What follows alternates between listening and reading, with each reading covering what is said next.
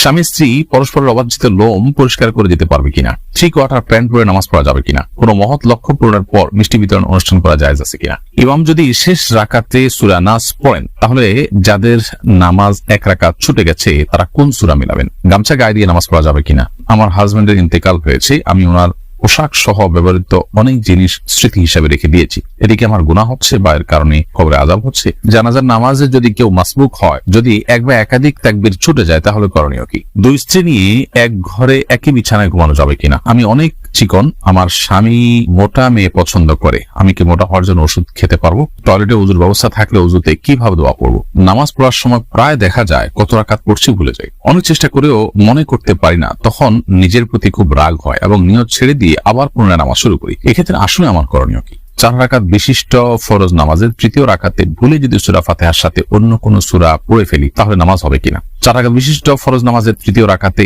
সূরা ফাতিহার পর অন্য কোনো সূরা আপনি পড়ে ফেললে নামাজ হয়ে যাবে, নামাজ হবে না, ব্যাপারটা সেই লেভেলের না। কনিকা হোসাইন আপনি লিখেছেন, টয়লেটে ওযুর ব্যবস্থা থাকলে ওযুতে কিভাবে দোয়া পড়বো? টয়লেটে ওযুর যদি ব্যবস্থা থাকে তাহলে সেক্ষেত্রে ওযুর দোয়া তো টয়লেটে পড়তে পারেন না, যেহেতু আল্লাহর নাম সেখানে আছে, এই জন্য আপনি বাহিরে দোয়া পড়ে তারপর ভিতরে ঢুকে হাত দিয়ে ওযু শুরু করে দিলেন, অর্থাৎ ঠিক টয়লেটের বাহির থেকে দোয়াটা পড়ে নিয়ে আপনি ভিতরে চলে গেলেন, অথবা দোয়া মনে মনে পড়লেন। অনেকে প্রিয় মানুষের কবরের পাশে নিজের কবর দেওয়ার জন্য ওসিয়ত করেন, পাশাপাশি 2 কবরের বাসিন্দারা কি পরস্পরকে দেখতে পারেন? তারা কি পরস্পরের মধ্যে কথা বলতে পারেন? দেখুন, কবরের পাশাপাশি থাকার মধ্যে বাহ্যিক দৃষ্টিকোণ থেকে কোনো কল্যাণ নেই, এবং কবরের পাশাপাশি কবরের লোকের সাথে আলাপ সালাপ করার, যোগাযোগ করার কোনো সুযোগ আছে কোন হাদিসের আলোকে? এরকম কিছু বোঝা যায় না। এটা জাস্ট সন্তানরা বা অন্যরা যখন জিয়ারত করবে, পাশাপাশি দেখে পাশাপাশি দোয়া করার সুযোগ পাবে, জাস্ট এই জায়গা থেকে হয়তো মানুষ বলে থাকেন, এছাড়া কোনো উপকারী দিক এটা নাই আসলে সেভাবে। আবু সুফিয়ান মিয়া আপনি লিখেছেন, 3 কোয়ার্টার প্যান্ট পরে নামাজ পড়া যাবে কিনা? 3 কোয়ার্টার প্যান্ট যদি পরেন যেটার ফলে আপনার হাঁটু ঢেকে যায়, সেটাতে আপনি নামাজ পড়লে নামাজ হয়ে যাবে।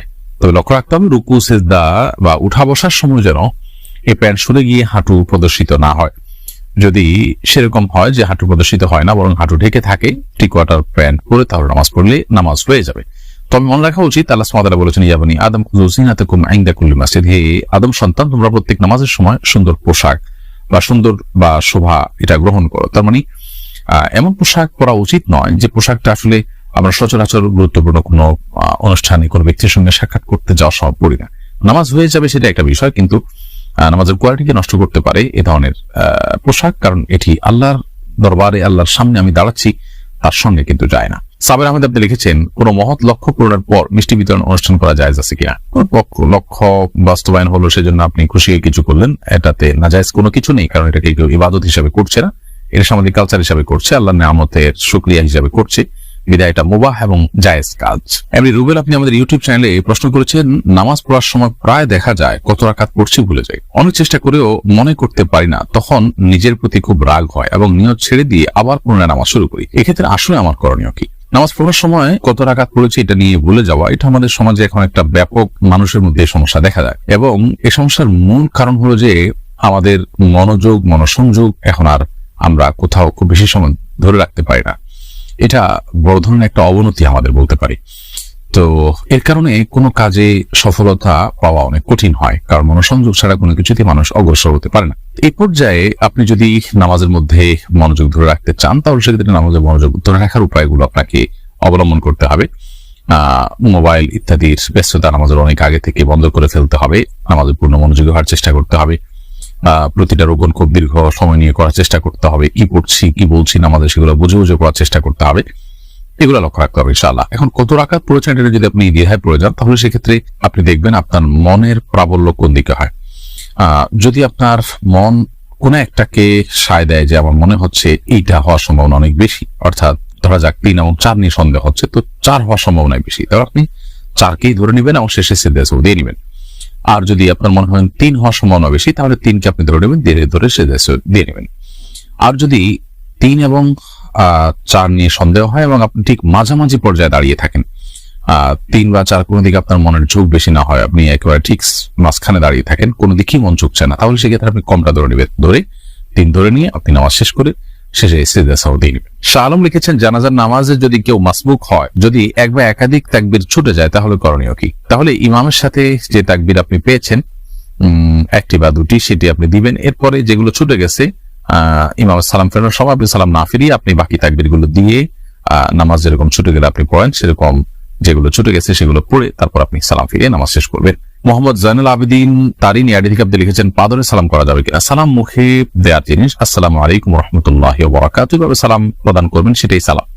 সালামের সাথে পা ধরার কোনো সম্পর্ক নেই। নুজহাত হাসান লিখেছেন আমার হাজবেন্ডের ইন্তেকাল হয়েছে, আমি ওনার পোশাক সহ ব্যবহৃত অনেক জিনিস স্মৃতি হিসাবে রেখে দিয়েছি, এদিকে আমার গুনাহ হচ্ছে বা এর কারণে কবরে আযাব হচ্ছে?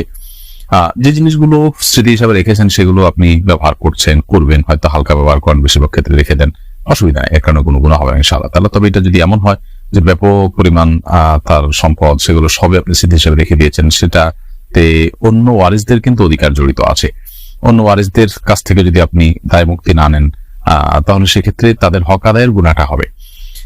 ব্যাপারটা এরকম, আপনি পোশাক আশাকও যদি রাখেন তাহলে সেক্ষেত্রে সেই পোশাকটা অল্প স্বল্প পোশাক, এটা আপনার ভাগে আছে বা আপনি এটা পেয়েছেন অথবা এটার অন্য কোনো দাবিদার নাই, সেই হিসাবে আপনি রেখে দিয়েছেন বা হালকা পাতলা ব্যবহার করেন, ঠিক আছে, এতটুকু হতে পারে। কিন্তু ব্যাপকভাবে সব যদি আপনি রেখে দেন, অন্য ওয়ারিসটা না জানে অথবা তাদের পারমিশন না নেন, তাহলে সেক্ষেত্রে তাদের হক এখানে আছে। মানুষ মারা যাওয়ার পর তার প্রতিটা জামা কাপড় সবকিছুতেই সব ওয়ারিসদের কিন্তু হক চলে আসে, এটা একটা ব্যাপার।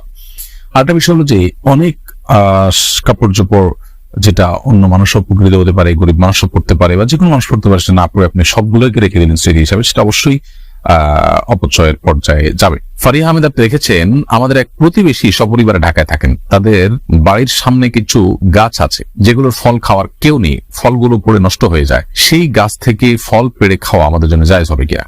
যদি গাছের ফল পড়ে নষ্ট হয়ে যায় এবং মালিক সেটা সংরক্ষণ করবার কোনো ব্যবস্থা না রাখেন, বরং ওপেন রাখেন, কোনো বেড়া না দেন ইত্যাদি, এবং বোঝা যায় তার আচরণ থেকে যে এগুলোর ব্যাপারে তার কোনো নেই, আগ্রহ নেই, তাহলে সেক্ষেত্রে সেটা অবশ্যই অন্যদের জন্য খাওয়া জায়েজ হবে। এভরি ফারুক আপনি লিখেছেন ইউটিউব চ্যানেলে, আমি অনেক চিকন, আমার স্বামী মোটা মেয়ে পছন্দ করে, আমি কি মোটা হওয়ার জন্য ওষুধ খেতে পারবো? পুরো সাইড থেকে সম্বন্ধে কোনো বোন আপনি প্রশ্ন করেছেন। মোটা হওয়ার জন্য, মোটাতাজা হওয়ার জন্য কোনো ঔষধ গ্রহণ করলে সেটি যদি স্বাস্থ্যের জন্য ক্ষতিকর দিক থাকে তাহলে ডেফিনেটলি সেটি গ্রহণ করা যাবে না, কারণ মানুষ নিজের স্বাস্থ্যকে ধ্বংসের দিকে ঠেলে দেওয়ার মতো কোনো কাজ করলে সেটি ইসলামের দৃষ্টিকোণ থেকে জায়েজ হয় না, সেটা গুনাহের কাজ হয়, বিদায় এটি করা যাবে না। আবার সেই সাথেও আমাদের মাথায় রাখতে হবে যে মোটা হওয়া এটা তো আসলে কোনো ভালো জিনিস না। তুলনামূলক ভাবে খুব বেশি চিকন হলে সেটা যাতে না হয়, সেটা যদি চান কেউ, তাহলে সেক্ষেত্রে খাবার দাবার খাদ্যাভ্যাস এগুলো একটু পরিবর্তন করলেই হয়তো পরিবর্তন হতে পারে, সেই পন্থাটা আপনি অবলম্বন করতে পারেন। আর যদি কোনো ওষুধে সাইড এফেক্ট না থাকে, সাধারণত এই সমস্ত ওষুধে সাইড এফেক্ট থাকেই থাকে, যদি এরকম কিছু থাকে সাইড এফেক্ট নাই নিশ্চিত হতে পারেন আপনি, তাহলে সেটা গ্রহণ করলে কোনো অসুবিধা নেই। ইমাম যদি শেষ রাকাতে সূরা নাস পড়েন তাহলে যাদের নামাজ এক রাকাত ছুটে গেছে তারা কোন সূরা মিলাবেন? ইমাম যদি শেষ রাকাতে সূরা নাস পড়ে ফেলেন, যাদের নামাজ ছুটে গেছে তারা পরবর্তীতে সূরা নাসের আগে যে কোনো সূরাই পড়তে পারেন, এতে কোনো গুনাহ হবে না এবং তাদের নামাজও হয়ে যাবে।